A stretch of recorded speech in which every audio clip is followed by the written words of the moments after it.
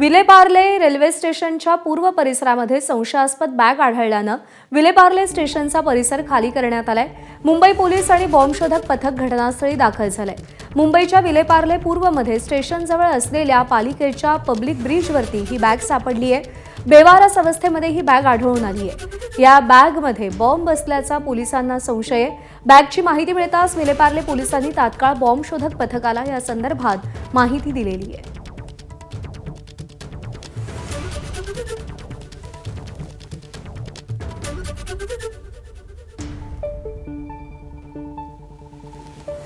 Vile Parle railway station परिसरामध्ये ही बेवारस bag आढळलेली आहे। त्या बॅगची ही दृश्य देखील समोर आली आहेत।